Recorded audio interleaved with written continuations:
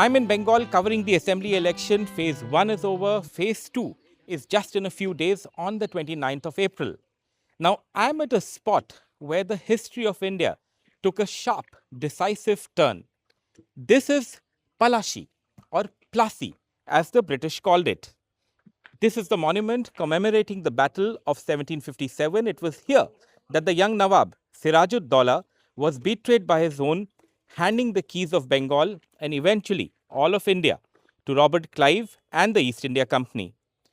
It was not just a military defeat, it was the start of 200 years of colonial rule. I'm going to just ask Mrinmoy to give you some shots of this memorial. This is, of course, when it was opened in 1998, and inside is the actual memorial. You can see it. It's not really very buzzing right now. It's also very hot. But even otherwise, for a place of such immense historical weight, the reality on the ground appears to be underwhelming. Now, this is a site that should draw people from all around, yet the infrastructure for tourists is almost non existent.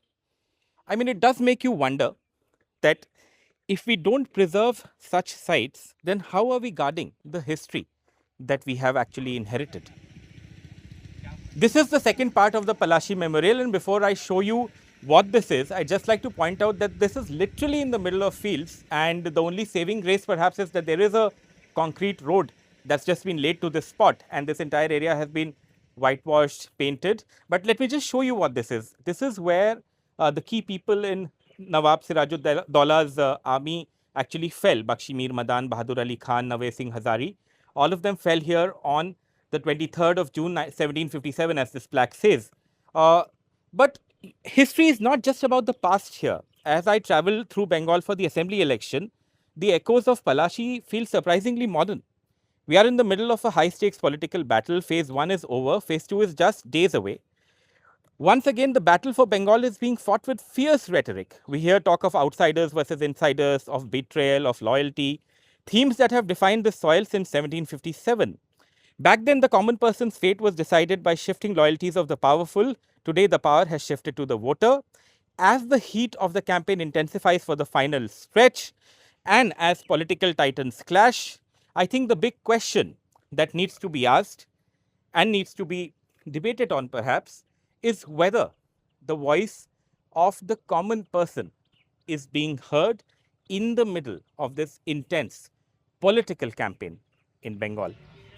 I'm right next to the Palashi Memorial. I've already seen it and got a sense of history from it, but I also thought I should get a sense from people of Palashi about what they feel about this election and the politics and so on. I have some people here with me. आपका नाम क्या है? महिबल। आपका? हमारा नाम फुलताब शेख। आपका दादा? बाबू शेख। आप बताइए पहले, यहाँ हमने देखा ये एक मॉन्यूमेंट है, एक खेत में मॉन्यूमेंट था।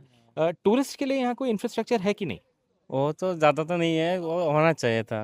अभी भी जो थोड़ा तुम्हारा जो टूरिस्ट में आता था ना, तुम्हारा उसके लिए तुम्हारा होटल है ना, तुम्हारे स्टूडेंट थोड़ा ज़्यादा बढ़ाना पड़ता है। आप क्या करते हैं यहाँ मतलब? मैं तो अभी बाहर जाता हूँ काम करके, थोड़ा भी खेती भी कर लेता हूँ। तो बंगाल से बाहर भी गए हैं आप कभी? हाँ, बाहर गया ना। कहाँ पे? गुजरात में।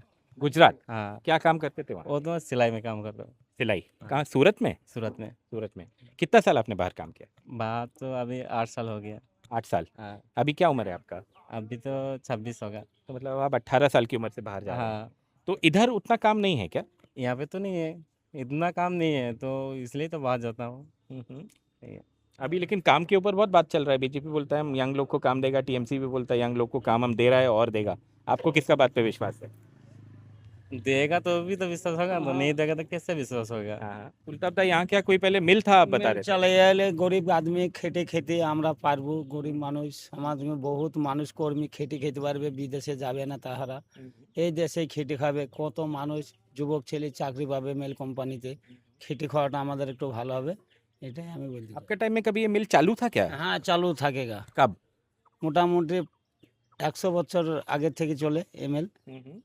এখন বন্ধ होगा, কোম্পানি জমি খুব বহুত জমি है, লাখ এর ওপর জমি है, সব বন্ধ হয়ে পাবলিক করে খাएगा।